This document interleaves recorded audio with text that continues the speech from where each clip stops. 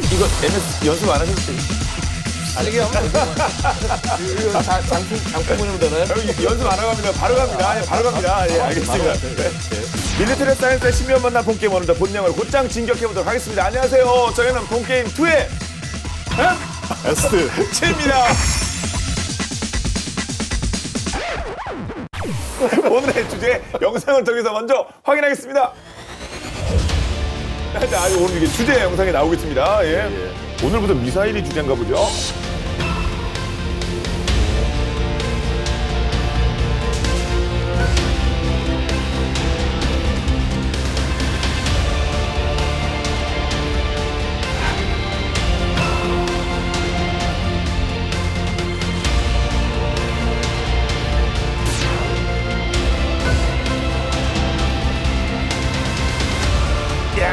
뭔가 이제 시원하게 자동으로 가는 모습이고요.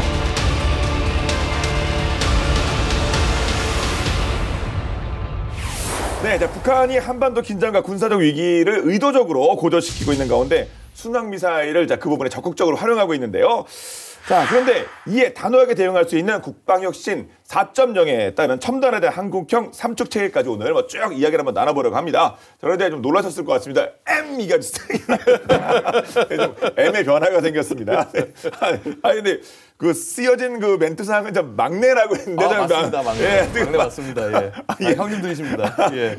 너무 아주 젊고 아주 파워 있는 분으로 저희가 새로 영입을 했습니다. 모셨습니다. 자, 밀리터리 핵인싸시죠? 아산정책연구원의 양욱 박사님 모셨습니다. 반갑습니다. 네, 안녕하십니까. 네. 아산정책연구원 외교안보센터에서 군사전력과 무기체계 분석을 담당하고 있는 양욱입니다. 네. M에 내공이 실렸다고. 그 담전에서부터 올라오는.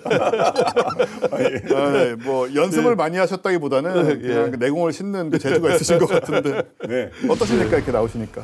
예, 사실은 우리 M 원년 멤버이시자 여러분들의 살아계신 유영원 기자님, 제가 오랜 기간 동안 존경하는 선배님인데요. 유 기자님 안 계신 사이 잘할 수 있을까 걱정입니다. 하여튼 힘차게 해보겠습니다. 예. 네. 워낙 두 분이 가까우신 걸로 알고 있어서 아주 부담 많으실 것 같습니다. 예, 그렇습니다. 네. 자, 새로운 M과 함께 우리 양욱 박사님과 함께 본게임 들어가 보도록 하겠습니다. 자, 북한이 순항미사일을 활용한 해군 전력 증강에 집중하는 모양새인데 최근 시험 발사한 바다수리 6형 이게 좀 뭔가요? 좀 살펴볼까요? 지난 2월 14일이었죠. 북한이 신형 지대함 미사일인 바다수리 6형을 동해상으로 시험 발사했습니다.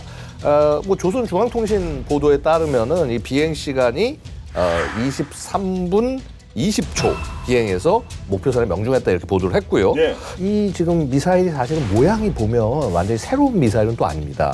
우리가 2015년 그다음에 2017년에 공개됐던 금성 3호. 그러니까 2015년에는 바다에서 발사되는 모습이 공개가 됐었고 2017년은 지상 발사가 공개됐었는데요.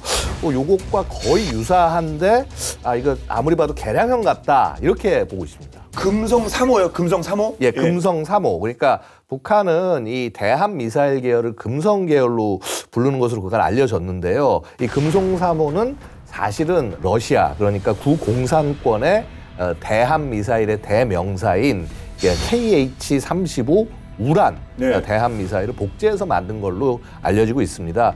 사실은 이제 이 우란이라는 미사일이 원래 대함 미사일 하면 세상에서 세계에서 제일 유명한 게 하푼이라는 미국의 대함 미사일 있지 않습니까?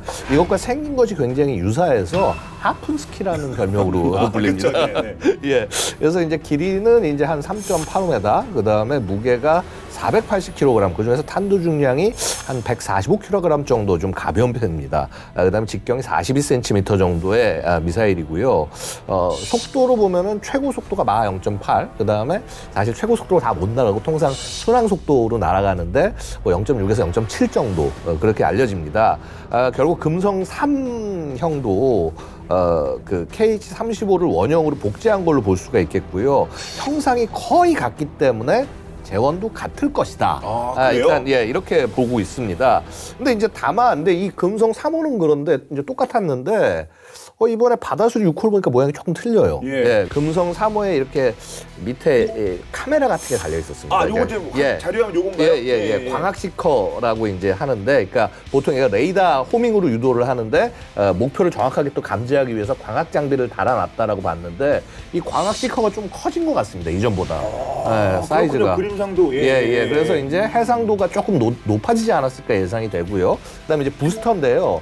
부스터가 보면 이게 보통 이제 이렇게 날개가 달려 있었어요. 이렇게 안정 날개. 그래서 이게 발사되면은 딱 펴지면서 그러면서 비행을 안정하고 그다음에 방향을 이제 틀고 하는 역할을 하는 날개가 있었는데 이번엔 이 날개가 없어졌습니다.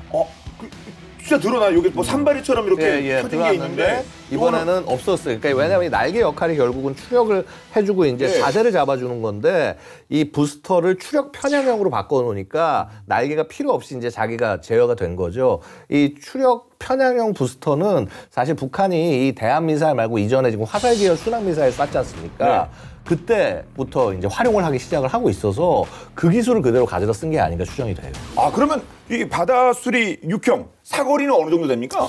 사거리가 이제 아까 제가 23분 20초라고 그랬잖아요. 이게 이제 초로 환산하면은 한 1,400초 정도 되는데 최고 속도인 마하 0.8 기준으로 보면은 1,400초 비행했다 그러면은 한 380km 정도가 되는데 사실 그렇게까지는 못 날아갈 걸로 보이고요. 실제 순항 속도 마하 0.7 정도로 해서 계산을 해보면은 333km 정도가 되지 않을까 이렇게 생각을 하고 있습니다. 그래서 이게 금성 3호, 금성 계열 여태까지 우리 대한미사일이라고 그랬는데 갑자기 바다수리 6호라고 이름을 바꿨단 말이죠. 그래서 이 명칭을 변경한 것이 이게 단순히 뭐 개량형이라기보다는 뭐라 그럴까 임무와 성능이 고도화된 그래서 북한판 하푼스키가 아니라 북한판 하푼이다. 뭐 이렇게 얘기할 수 있지 않을까 생각이 됩니다. 기본적으로요. 대한미사일의 기술은 순항미사일과 다 있습니다. 즉 대한미사일을 개발했다는 건 순항미사일을 개발할 수 있다는 얘기가 되는 것이고 또 이렇게 순항미사일을 개발하면서 북한이 얻은 그런 노하우를 다시 대한미사일로 이렇게 보낸 것이 아닌가 이렇게 보여지는 것이죠. 이뿐만이 아니고 또 북한은 올해 들어서만 녹화 시점으로 5차례나 순항미사일 발사를 했죠. 그중 하나가 화살 2형인데 사거리가 1,800에서 2,000km 정도나 되고요. 이 화살 2형이 지금 지면에서 되게 가깝잖아요.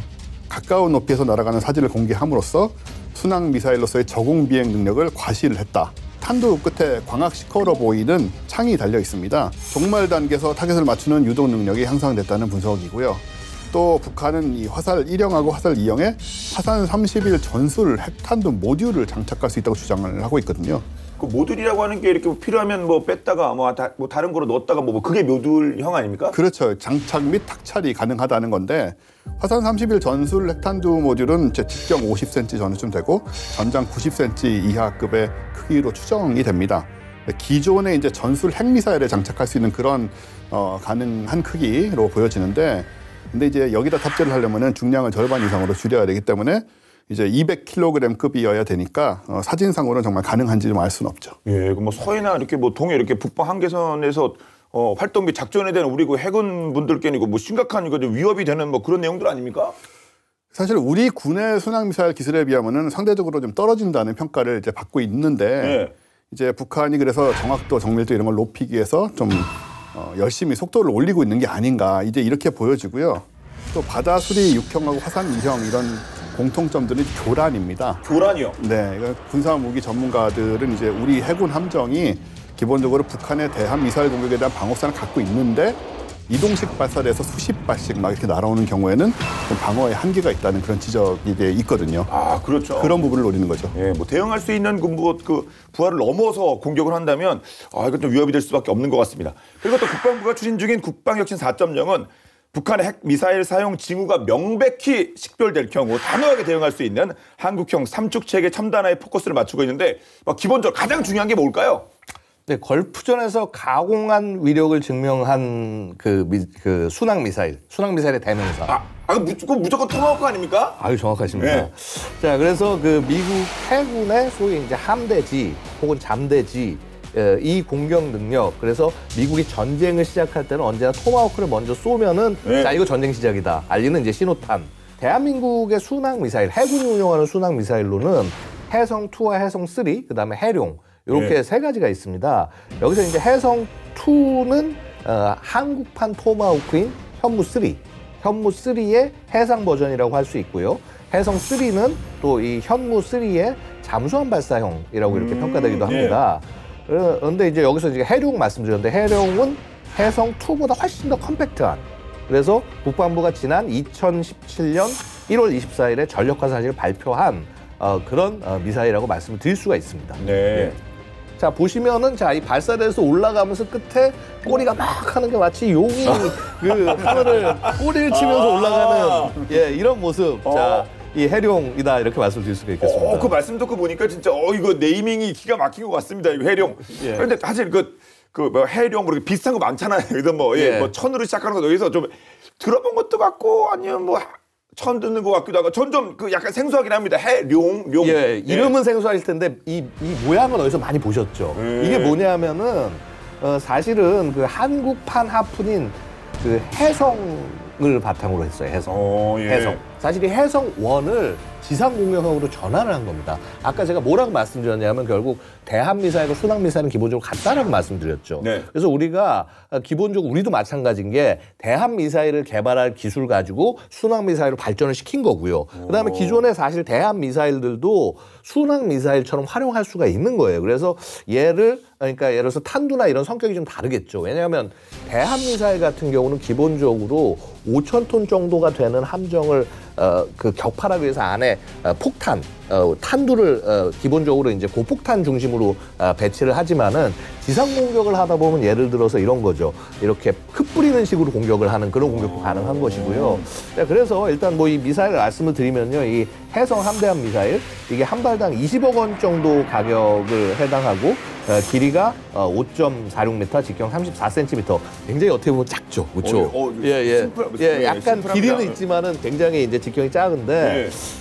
근데 이래도 얘가 사거리가 한 180km 이상 정도 날아갈 수가 있어요. 그다음에 이게 또 굉장히 좀 자랑스럽다라고 얘기할 수 있는 게 국산화가 됐기 때문에 SS706K 국산 터보팬 엔진을 장착했습니다. 이 엔진이 순항 미사일에도 이 계열이 장착이 되는데 그래서 음속 이하의 속도 마하 한 0.9 정도로 적함정을 타격할 수가 있고 특히 이제 이 해수면을 스치듯 비행하는 아까 왜 순항 미사일 지상에 낮게 나왔다고 말씀드렸지 않습니까? 이게 원래 대한 미사일을 시작하는 겁니다. 대한 미사일이 적함을 공격하기 위해서 레이더를 피하기 위해서 거의 바다 위에 거의 한 10m 정도 뭐 5 정도까지도 내려가는데 그렇게 해서 쫙 하는 이 소위 시스키밍 기동이라고 하는데 이제 요게 있고 그다음에 쭉 이렇게 날아가다가 목표를 때리려고 그러면은 측면을 때려도 되지만 함교나 위를 공격하는 것도 효과적이거든요. 그러면은 팝업을 합니다. 쫙 해가지고 팝업을 했다가 팍 해가지고 내려 꼽아서 공격이 가능하죠. 그래서 이렇게 다양한 공격 모드가 지원이 가능하고요. 해성은 우리 해군뿐만 아니라 이제 콜롬비아 해군에도 판매를 했고 특히 뭐 콜롬비아 해군 너무 자랑스러웠는지 2024년 7월에 유튜브 통해 가지고 해서 해성 한 발로 적 표적 함격을 완전히 이제 격침시키는 영상을 자랑하기도 했었죠. 아, 그렇죠. 적선박 발. 자, 그렇죠. 자, 하프하고 발사가 비슷하죠, 그렇죠. 자, 이렇게 해가지고 쏠 수가 있는 거예요. 날라갔고 이제 목표 향해서 비행을 하겠죠. 얘가 목표 얘가 표적함 타깃이군요. 이거 보니까 한 1,000톤도 안 될 것 같은데 이건 뭐 그냥 한 방이죠. 이런 정도면. 와, 진짜 가루가 됐을 것 같습니다. 그렇습니다. 콜롬비아 해군 감사합니다. 알아서 우리 해성 홍보까지 해주시고. 네, 지금 해성을 본 거고 해성을 기반으로 해룡이 나왔다 그 말씀이죠? 네, 맞습니다. 그래서 해룡은 길이 뭐 거의 비슷합니다. 5.5m에 이제 요 지름이 조금 커져서 0.45m, 발사 중량이 1.45톤 정도가 되고요. 뭐 탄두 중량은 알려지진 않았는데. 뭐 하여튼 아까도 말씀드렸지만 지상 공격용이기 때문에 다양한 탄두를 장착할 수 있지만 특히나 의미가 있는 거는 그 산탄형일 겁니다. 그래서 수백 개의 자탄이 들어가 있어서 자탄이 폭발하면서 축구장 2개의 면적을 초토화시키는 우리 지금 보면 현무나 이런 탄도미사일을 보통 이런 것들을 많이 활용하지 않습니까? 똑같이 이제 여기 활용할 수가 있는 거죠. 그래서 이제 관성항법 GPS 유도를 택했기 때문에 이제 굉장히 정확하게 하고 이제 발사해서 한 250km 정도를 날아가서 목표 상공에서 딱 정확히 목표를 공격을 할 수가 있고요.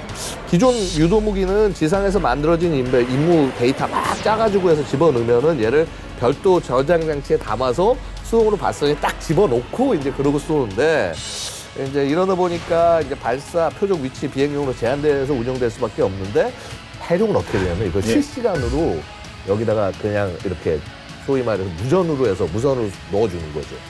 그러니까 그렇죠. 임무 계획을 그러니까 실시간으로 생성 처리가 가능하니까 뭐 발사 전에 뭐 준비를 하고 그러면 뭐냐하면 만약에 중간에 목표가 바뀌어서 여기가 아니라 딴 데를 때려야 될 때. 또 사실 킬체인에 굉장히 중요한 게 뭐냐면 시시각각 변하는 목표를 빨리 파악해가지고 빨리 공격하는 게 굉장히 중요하거든요. 그런 기술에 더해서 예를 들어서 이제 뭐 경로 비행 경로를 짜놨는데 여기 뭐 제약 사항이 발견됐다 여기 못 지나간다. 그럼 얘를 이제 효과적으로 신속하게 회피할 수 있는 기술 이런 것들도 이제 적용을 해놨고요. 네. 그다음에 이제 더 중요한 건 얘는 정밀하게 날아가기 때문에 어떻게 보면 자기가 어느 위치인지 굉장히 중요합니다. 그럼 이제 GPS가 상대적으로 중요할 수밖에 없는데 여기 북한이 이제 전파 방해를 하면 대응해야 될 거 아니에요, 그렇죠? 그래서 이거를 이 위성 항법 안테나가 전파 방해 신호를 걸러낼 수 있게 소위 이제 엔타이 제밍, 즉 항전파 방해 기능을 보유해서 10m 이하의 명중률을 확보를 했다. 그래서 말이 10m 이하지 사실은 그건 수미터급이다. 이렇게 말씀드릴 수가 있죠. 예. 그러니까 초정밀 명중률을 자랑하면서도 어떤 뭐 광역으로 상대편에게 데미지를 줄 수 있는 대단한데요. 예, 그래서 이 상정한 목표가 북한 해군의 지대함 미사일 그리고 이제 상륙 저지 병력 이런 쪽 전술적 목표를 긴급 타격하는 건데요. 예. 기존에 이제 골칫거리가 뭐냐면 북한 그 해안포대, 뭐 지대함, 함대함 겸용인 그 실크원 미사일 그리고 금성 3호, 바다수리 6형 이런 것들 발사 차량 제거에 이제 요긴하게 쓸 수 있다.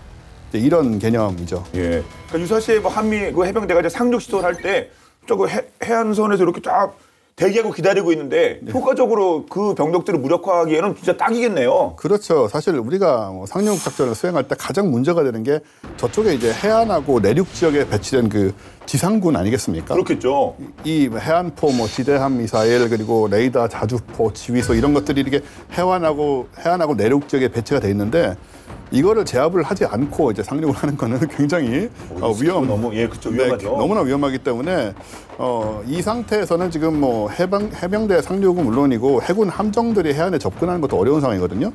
그래서 해룡이 바로 북한군의 그 지대함 미사일 사거리 밖에 있는 해군 함정에서 이제 공격을 할 수 있는 것이고, 그래서 해병대 안전한 상륙을 도와줄 수 있는 그런 무기 체계다. 네. 이렇게 볼 수 있죠. 그럼 실전 배치 상황은 현재 어떻습니까? 이 발사 방식이 경사형하고 수직형이 있는데요. 네. 해상과 동일한 경사형 발사 체계는 2014년에 개발 완료된 인천급 호위함 FFX-1 2,500톤급 여기 실전 배치가 됐고요. 또 함정 진행 방향과 상관없이 이제 360도 전방향으로 발사할 수 있는 수직형, 네. 여러 번 얘기했습니다만은 이 수직형 발사 체계는 2017년에 전투용 적합 판정을 획득한 인천급보다 큰 대구급 호위함, 이건 이제 FFX-2 2,800톤급이고, 그리고 차기 호위함 FFX-3 3,600톤급의 이제 실전 배치가 됐습니다. 그리고 4,500톤급의 그 충무공 이순신급 6척, 그리고 7,600톤급 세종대왕급 3척에도 탑재된 것으로 지금 알려져 있습니다. 예. 함정 얘기하다 보니까 역시 또 궁극은 우리 정조대항함 아니겠습니까? 그래서 정조대항함 우리나라의 네 번째 뭐 이지스함이죠. 올해 말에 해군에 인도된다고 들었는데 8,200톤급입니다. 자, 시험 평가가 뭐 차근차근 이렇게 잘 진행되고 있답니까? 그럼요. 일단 무기 체계들 이제 좀 연동을 해봐야 되는데 함포, 시위즈 그러니까 이제 근접 방어 무기 체계, 그다음에 수직 발사대. 그래서 이런 무장들 간의 연동, 기능적 시험 어느 정도 수행이 됐어요. 작년 11월부터. 그다음에 이제 가장 요 이지스가 지금 우리가 핵심이라고 얘기하는 스파이 1D 레이더.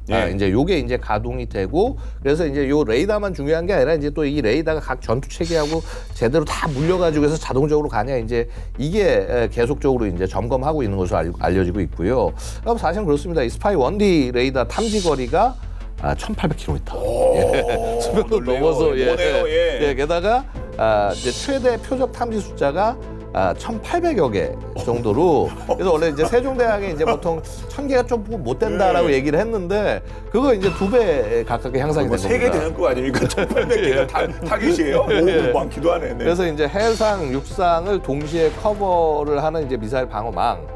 이제 그 기능을 하는 것이고요. 그다음에 여기에 더해서 이지스 전투 체계의 최신 버전. 그러니까 일종의 이제 이지스 전투 체계라는 게 각 이 레이더와 무장들 간에 연결하는 그 최신 컴퓨터 시스템 OS 같은 거라고 볼 수 있는데 이제 OS와 그 장비가 같이 결합된 거라고 볼 수 있는데 이게 이제 베이스라인으로 구분합니다. 네. 이것을 탑재해서 요게 되면은 탄도 미사일 탐지, 추적, 요격까지 다 할 수가 있어서 그래서 해상 기반 기동형 삼축 체계의 핵심 전력으로 활약할 것이다. 지금 이렇게 기대가 되고 있고요.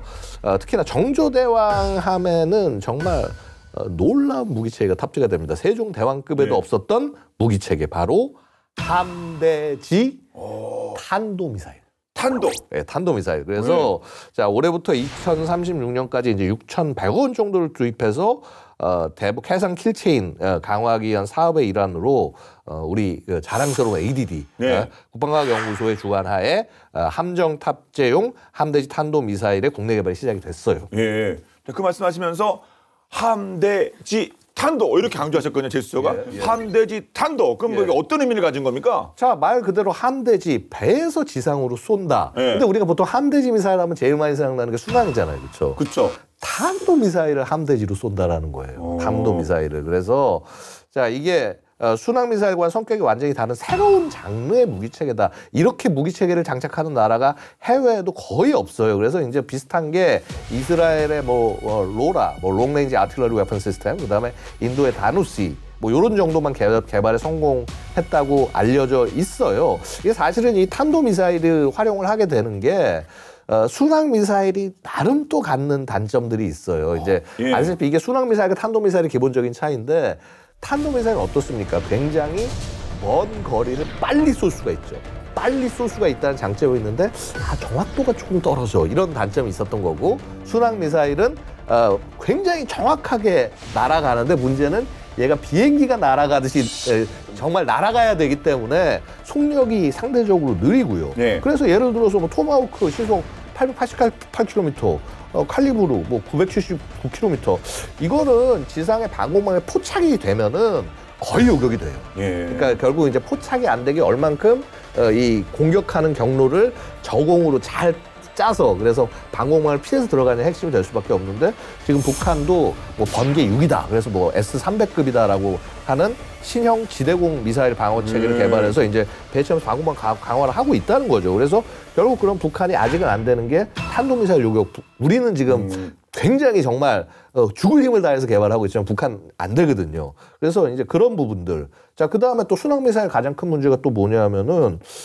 무게가 제한이 될 수밖에 없다는 거예요. 탄도 무게가. 순항미사일은 이게 이 무게를 늘리는 게 한계가 있어요. 몇 톤까지 갈 수가 없습니다, 되게. 그래서 결국 그러다 보면은 김정은이 분명히 지하 벙커에 숨어 있고 핵시설 막 1.8m, 2m 막 이런 두꺼운 콘크리트 밑에 이렇게 있는데 이거 순항미사일로 무력화하는 게 굉장히 쉽지가 않습니다. 그렇겠네요. 그러니까 우리가 이게 그런 것들을 공격하는 건 벙커 버스터 영역이잖아요. 그렇죠? 그러면 정조대왕함 같은 경우는 이게 거의 사실 종합적으로 다 되죠. 적이 미사일 쏘고 하는 것들 다 탐지하고 적 미사일 어디서 쐈다 원점도 알 수 있고 그다음에 우리가 어떤 전략사령부나 이런 데서 정보를 받으면은 적의 핵심 시설 정보 같은 것들 전부 다 가지고 있고 멀리 떨어진 함정에서 수백 킬로미터 밖 심지어 거의 1000km 밖 정도까지의 범위에서도 적이 알지 못하는 원점에서 공격을 할 수 있다라는 거죠. 네. 그것이 가능한 것은 역시 우리가 또 탄도 미사일에 대한 또 원천 기술이 있기 때문이 아니겠습니까? 그렇죠. 이 함대지 탄도미사일은 이미 개발된 지상 발사형인 네. 현무 4-1 그리고 잠수함 발사형 SLBM인 현무 4-4 이런 것들이 기술을 이제 활용을 하는 건데 아무래도 이 함대지 탄도미사일은 그 3,000톤급 잠수함에 탑재되는 그 SLBM하고 유사한 특성을 가질 가능성이 큽니다. 그 이유는 이 함대지 탄도미사일은 구축함에 탑재된 수직 발사관을 통해 발사가 되는데 함정이 또 공간이 되게 협소하잖아요. 그러다 보니까 수직 발사관들이 다 이렇게 미사일들을 가지고 서로 되게 가깝게 붙어 있습니다. 그리고 바다 위에 떠 있는 구축함은 계속 흔들리고요, 파도에. 그래서 이제 우리가 그 콜드런치라는 방법을 쓰는 게 이제 발사 직후에 일정 고도까지는 가스나 이런 부스터로 퉁 띄워놓고는 소리도 나더라고요. 예. 그런 다음에 공중에서 이제 엔진을 점화하는 방식을 쓰잖아요. 요걸 가지고 이제 수직 발사관이나 함정에 대한 그런 데미지를 또 줄일 수 있는 거고요. 이 3,000톤급 잠수함에서 SLBM을 고성능 SLBM을 운용을 하려면 발사를 위해서 사실은 심도 조정하고 방향, 자세 이런 걸 전자적으로 제어하는 기술이 필요합니다. 네. 뭐 대충 쏴가지고 되는 게 아닌데 이런 기술을 근데 함대지 탄도미사일에도 그대로 응용을 할 수가 있기 때문에 우리 갖고 있는 경험을 통해서 개발 기간하고 리스크를 또 줄이는 효과가 있는 거죠. 네. 네. 이제 뿐만 아니라 현무2 계열의 탄도미사일과 한국형 전술 단거리 탄도미사일 KT즘, 네. KT즘에 쓰이는 관통 탄두 기술이 이 함대지 탄도미사일의 위력을 높일 수가 있습니다. 아까도 말씀드렸죠. 이 관통 기술이 결국 벙커버스터 기술이라고 말씀드릴 수가 있는 거고요. 그렇겠죠. 네, 결국 뭐냐면 이렇게 굉장히 두터운 이 두께의 표면을 일단은 굉장히 강한 질량으로 뚫고 들어간 다음에 그 안으로 폭약을 밀어 넣어주는 이 기술은 우리 ADD가 정말 오랫동안 개발을 해왔어요. 네, 원래 미국이 뭐 벙커버스터라는 걸 성공을 시키긴 했습니다만은 어느 나라보다도 가장 공격해야 될 지하 목표가 많은 나라가 대한민국이기 그렇죠. 때문에 가장 짙고 예, 맞습니다. 가장 두껍고 예.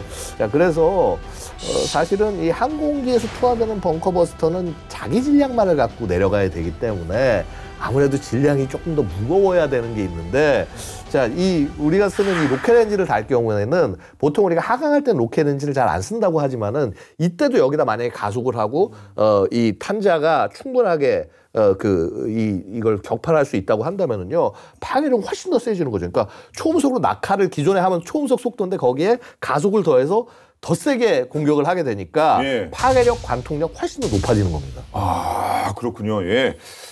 쓸 일이 없어야겠습니다만 우리가 이런 무기 있다는 거 정말 북한 좀 잘 좀 아시기 바랍니다. 자, 4차 산업혁명 첨단 기술을 적용한 미래 함정 설계가 이루어지고 있는 오늘날에도 해군만큼 또 미신에 민감하고 금기 사항이 많은 곳이 없다고 합니다. 자, 어떤 연유에서인지 본방야사에서 다뤄봤습니다. 보시죠.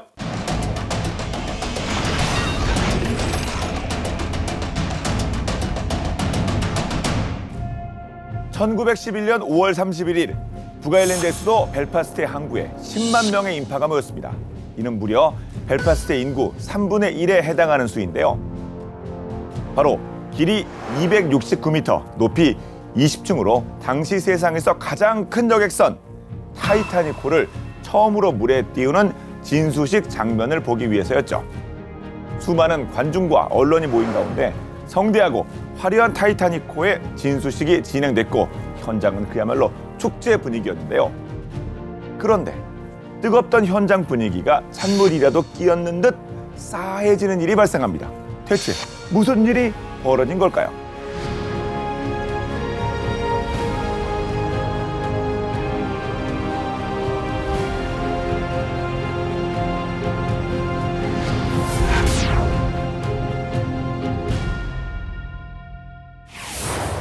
뭔가 찜찜한 사건이 있었던 진수식 이후 1912년 4월 14일 타이타닉호는 첫 출항을 나섭니다.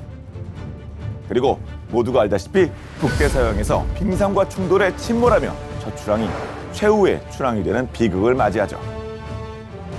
처음 타이타닉호의 침몰 소식을 접한 사람들은 전혀 믿질 않았습니다. 그도 그럴 것이 당시 최고 강도의 강철과 조선 기술이 집약된 선박이었으니까요. 하지만 그로부터 3일 후인 18일 700여 명의 생존자들이 뉴욕항에 도착하며 침몰이 사실로 밝혀지자 세간은 충격의 도가니에 휩싸입니다. 그런데 이상하게도 진수식을 지켜봤던 사람들은 일어날 일이 일어났다는 듯이 얘기했습니다. 진수식부터 불길하더라니 왠지 이런 비극이 발생할 것 같았어요. 이게 다 그 중요한 샴페인을 빼먹어서 그래요. 엥? 거대한 여객선이 침몰했는데 웬 샴페인? 많이들 의아하실 텐데요. 20세기 최악의 해양사고 타이타닉호의 비극적인 침몰을 뒤따르는 수근거림의 전말은 이러합니다. 축제와도 같던 타이타닉호 진수식이 한창 진행되던 중 선박회사에서 폭탄 선언을 합니다. 이 대단한 배는 신조차도 침몰시킬 수 없을 겁니다. 고로 샴페인병 깨뜨리기 의식은 생략하겠습니다. 선박회사의 선언에 수많은 관중들과 선원들은 경악했고 타이타닉호의 미래를 걱정했는데요. 그도 그럴 것이 진수식에서 샴페인병 깨뜨리기 의식은 아주 중요한 의미를 갖기 때문입니다. 진수식은 무려 바이킹족이 활동하던 중세 시대부터 이어져 내려온 의식인데요. 과거 바이킹족은 배를 진수할 때 선박의 안전 항해를 기원하며 바다의 신 포세이돈에게 여성을 제물로 바쳤습니다. 이런 바이킹의 풍습이 현대로 이어져 내려오면서 여성이 샴페인 병을 깨뜨려 액땜하는 것으로 변한 거죠. 이런 의미 때문에 만약 진수식을 하지 않거나 샴페인 병이 깨지지 않는다면 이를 불길한 징조로 여깁니다. 그래서 지금까지도 뱃사람들은 물론 해군까지 진수식과 샴페인 병 깨뜨리기 의식을 굉장히 중요하게 생각하고 있죠. 하지만 타이타닉호를 제작한 회사는 이 중요한 의식을 건너뛰었고 결국 큰 사고를 맞이합니다. 정확한 이유는 밝혀지지 않았지만 이 사건으로 인해 사람들은 더욱 샴페인 의식을 믿게 됩니다. 에이, 그냥 우연의 일치 같다고요? 저도 처음에는 여러분처럼 생각했는데요. 한 번은 우연, 두 번은 필연이라는 말이 있듯 샴페인 미신도 이 한 번이 끝이 아닙니다. 샴페인 미신의 두 번째 희생양은 바로 그 유명한 구소련 최초 핵잠수함 K-19입니다. K-19 핵잠수함은 1959년 4월 8일에 진수식을 치릅니다. 그리고 샴페인병 깨뜨리기 의식도 빼먹지 않았죠. 하지만 취역까지 다양한 사고가 발생하는데요. 원자로 최초 가동에서 냉각기 압력이 허용치의 2배를 웃돌고 미사일 발사통이 떨어져 노동자가 사망하고 조선소 직원이 낙상 사고로 사망했죠. 당시에는 보통 진수 후 6개월이면 취역시켰는데요. 우여곡절을 겪은 K-19 핵잠수함은 1년이 지난 1960년 4월 30일에서야 취역하게 됩니다. 하지만 취역 후에도 사건, 사고는 끊이질 않았는데요. 먼저 1961년 7월 3일 북해함대 훈련 중 방사능 누출 사고가 발생합니다. 핵잠수함이 터지기라도 하면 미국이 핵공격으로 오인할 수 있는 상황. 승무원들은 핵전쟁을 막기 위해 보호복도 없이 맨몸으로 복구하고 귀향에 성공합니다만 결국 해당 승무원들은 방사능 피폭으로 사망하게 되죠. 그런데 또 아직 많이 남았거든요. 1969년 11월 15일 미국의 핵잠수함 SSN-615 가트와 충돌 사고 발생. 1972년 2월 20일 파이프 파열로 오일 500리터 유출. 같은 해 2월 24일 탄소가스 처리 장치 고장으로 화재 발생. 또 그해 11월 또 화재 사고 발생. 1978년 11월 15일 또 화재 사고 발생. 1982년 8월 15일 전기 합선으로 승무원 1명 사망.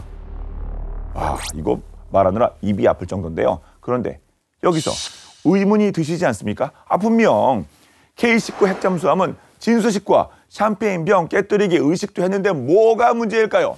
바로 샴페인병 깨뜨리기 의식 때 문제가 있었습니다. 제가 아까 분명 여성이 샴페인병을 깨뜨려 액땜을 한다고 말씀드렸는데요. 하지만 K-19 핵잠수함은 구소련 최초의 핵잠수함이라는 타이틀 때문에 남성 제독이 직접 샴페인병 깨뜨리기 의식을 진행했습니다. 그래도 여기까지는 바다의 신이 정성을 봐서라도 또 남성이었어도 오케이 봐줄 것 같은데요.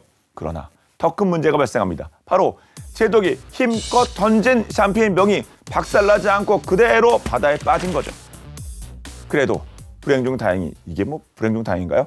K-19 핵잠수함은 수많은 사고가 발생했어도 선체는 침몰하지 않고 1991년에 나름 안전하게 퇴역했다고 합니다. 만약 샴페인병이 깨지지 않는다면 분위기가 요상해지지만 사실 샴페인 의식은 무엇보다 선박의 안전을 바라는 마음에서 비롯되었다는데요.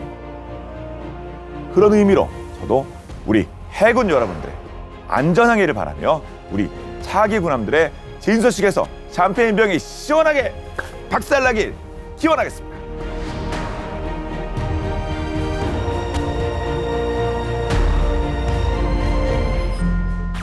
보통 여성분들이 이렇게 딱 던져서 깨는데 이게 이제 이렇게 해가지고 이제 자기가 직접 깨기도 하고 선에 묶어가지고 던지기도 하는데 여성분들이 아무래도 힘이 약하니까. 그러니까요. 병을 언제 던져보셨겠어요? 병 깨실 리는 없었을 거예요, 평생. 네. 사실 샴페인병이 깨기가 쉽지가 않습니다. 이게 원래 이산화탄소를 가득 충전을 하잖아요. 그 빵 터지게 하기 위해서 뚜껑 열었을 때. 그래서 내부 기압이 6에서 6.5기압 정도나 된대요. 보통 이제 대기가 1기압이니까 이게 이제 바닷속 60m 들어갔을 때 맞는 기압이거든요. 6기압이고요. 그래요? 예. 그래서 아주 단단하고 무거운 병을 사용을 합니다. 샴페인의 경우 특히 이게 와인병하고 완전 다르죠. 네. 그래서 요즘은 이제 진수식 하기 전에 이렇게 일부러 이렇게 갈아가지고 흠집을 내놓고 그러게 줄톱 같은 거는 조금만 이렇게 네. 한다고 합니다. 그렇게. 네.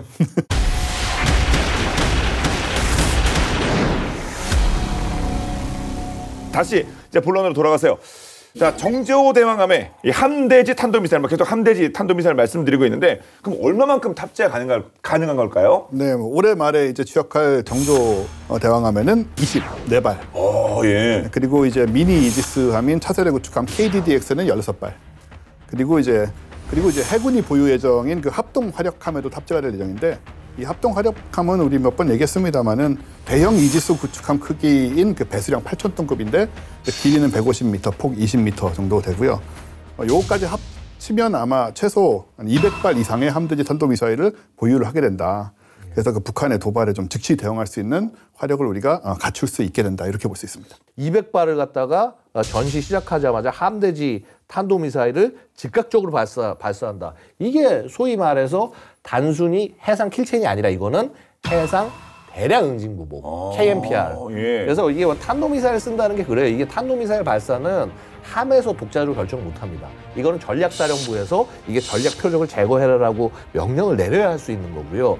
그래서 이제 결국 이 탄도미사일을 장착하는 전력들은 전략사령부의 통제하에서 전략 임무를 수행하는 전력이라고 봐야 될 겁니다. 예. 근데 말씀 들어보니까 이 탄도미사일 소위 투발수단은 함정이 짱이긴 짱인 것 같은데요?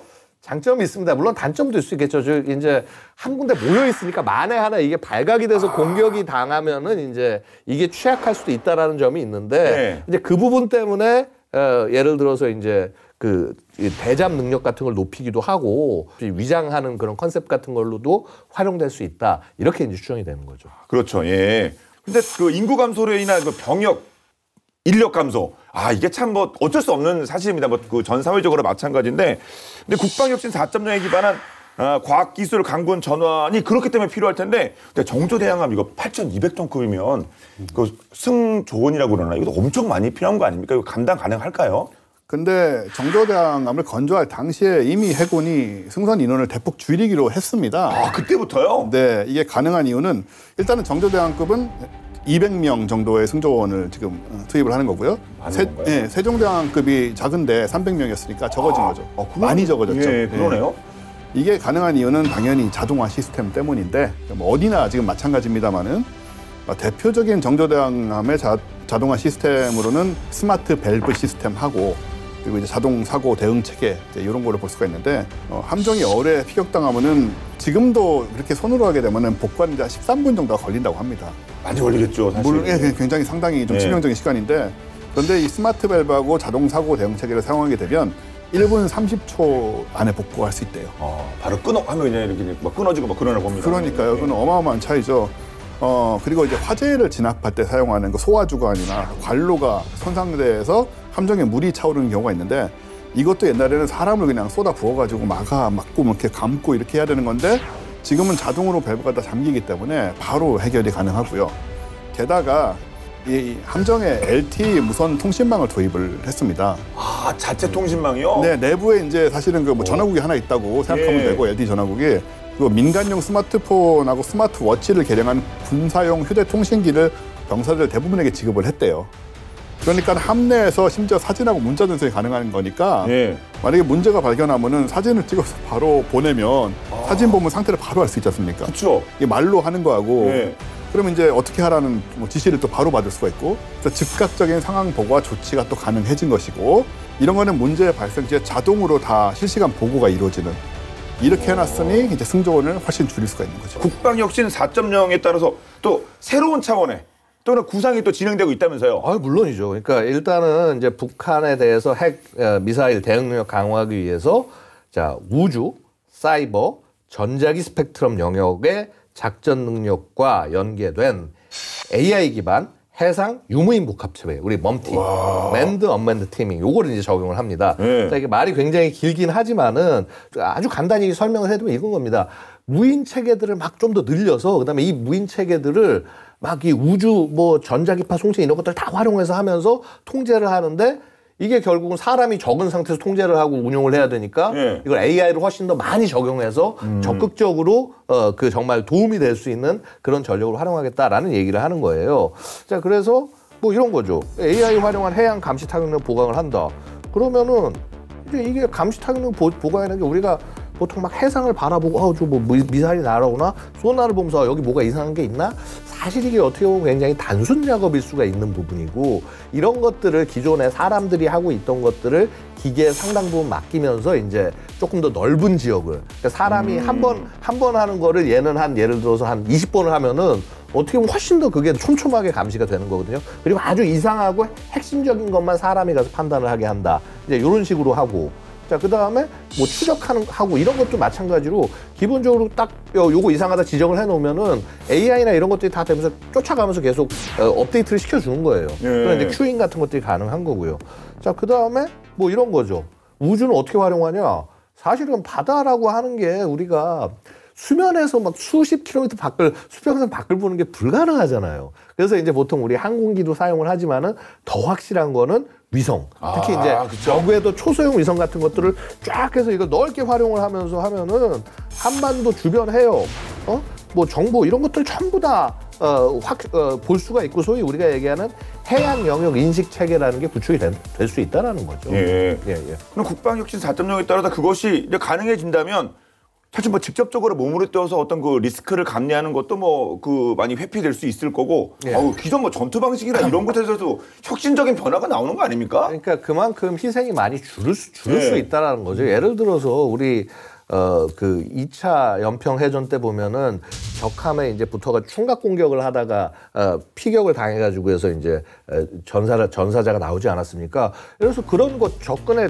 근접해서 하는 그런 위험한 공격은 가급적 무인 체계들이 가서 이걸 하면 되는 것이고, 자, 그 다음에 이런 거죠. 뭐 전반적으로 이쪽 지역 자체의 감시 정찰을 하는 거에서 우리가 무인 체계 감시 정찰을 왜 쓰냐?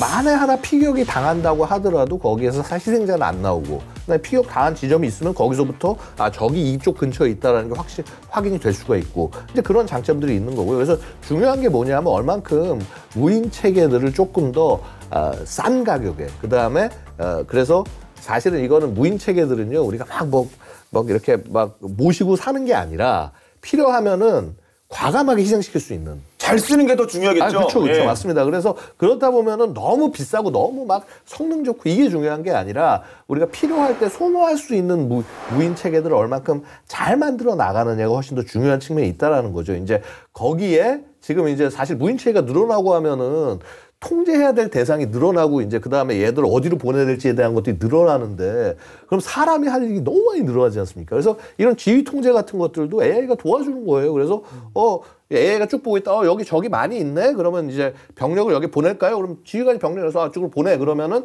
최적의 코스를 해가지고 보내주고. 자, 이런 식으로 해서 하여튼 이 굉장히 적은 인원 가지고도 작전을 효율적으로 여러 가지 뭐 감시, 타격 이런 것들이 효율적으로 연계가 될 수 있도록 짜주는 거죠. 그러니까 이게 미래의 모습이 될 겁니다. 예. 그 말씀 들어보니까 진짜 국방혁신 4.0 정말 중요합니다. 그 계획대로 많은 것들이 실천이 됐으면 좋겠네요. 자, 북한이 핵선제 공격을 운운하며 도발을 노골하고 있고요. 인도태평양 지역이 국제 정세와 안보의 핵심 지역으로 부상함에 따라서 각국의 해양력 확보 경쟁이 날로 어렵게 치열해지고 있는 상황에서 우리의 해양 안보력을 살펴본 유의미한 그런 시간이었던 것 같습니다. 자, 끝으로 한 말씀씩 부탁드리겠습니다. 일단 뭐 말씀하신 대로 지금 예전에 비해서 해상 안보 문제가 점점 더 중요해지고 있다라는 네. 생각이 들고, 근데 북한과 관련해서도 그렇고 뭐 주변 정세도 이제 뭐 여러 가지로 좀 신경 쓸 부분들이 생기다 보니까 그런 생각이 많이 들어서 이런 이제 새로운 무기라든가 뭐 함대지 미사일이라든가 이런 것들 또 우리도 다 갖고 있어야 된다. 여러 가지 형태의. 그렇죠. 이런 것들 사실은 AI 쪽이 지상군보다는 해상 쪽에서 사용하기가 훨씬 쉬울 거라고 생각이 돼요. 바다라는 특성이 뭐 길에 국한된 게 아니고 바다라는 특성이 있기 때문에 그래서 이런 쪽으로 지금 잘 해나가고 있다는 생각이 들고 앞으로도 계속 잘 해야겠다는 생각이 듭니다. 네. 네. 북한이 올해 초부터 이제 전쟁을 얘기하고 있어요. 게다가 김정은이 이제 해상 국경선 운운을 하면서 NLL 지역에서 도발을 계속 암시를 하고 있습니다. 그래서 우리 해군의 대비 태세가 사실은 어느 해보다도 가장 중요한 해가 되었다. 아마도 북한의 이런 전쟁 서사는 내년 까지도 충분히 계속될 거라고 보여지고요. 자, 그렇다고 한다면 북한이 어떤 식의 공세를 가하더라도 국민 영해 우리 충분히 지킨다. 그다음에 너희 공격한 부분에서 분명히 대가를 치를 거다. 자, 도발 원점 분쇄된다. 이 능력이 있어야 이걸 북한이 두려워해야 그래야 적이 감히 공격을 할 수 없는 강력한 해상 억제력이 발휘가 될 수 있다. 결국 이러한 능력이 발휘가 되려면은 연구 개발들, 그다음에 뭐 사실 무기 체계만 나온다고 해서 되는 것이 아니라 얼만큼 이런 신형 무기 체계를 해군이 마음대로 사실은 자기대로 이렇게 운영도 해보고 저렇게 운영도 해보고 하면서 최대한의 효과를 끌어내는 게 중요하거든요. 그래서 자유롭게 그다음에 창의적인 훈련 이런 걸 통해서 창의적인 전술로 적이 감히 접근하지 못하게 하는 우리 바다를 지키는 자, 그런 해군의 모습 기대해 보겠습니다. 맞습니다. 자, 오늘 본게임은 여기까지입니다. 본게임은 OTT 웨이브와 국방TV 유튜브를 통해서 언제든지 시청 가능하니까요. 많은 활용 부탁드리겠습니다. 다음 수업도 화끈한 내용으로 돌아오도록 하겠습니다. 지금까지 저희는 본게임 2의 MSG였습니다. 고맙습니다. 저는 뒤에 밀려가지고 장풍에 밀려가지고 소리가 안 나와요. 어떻게 선내해보니까 좀 불편한 점 없으셨습니까? 네. 너무 재밌는데. 알겠습니다.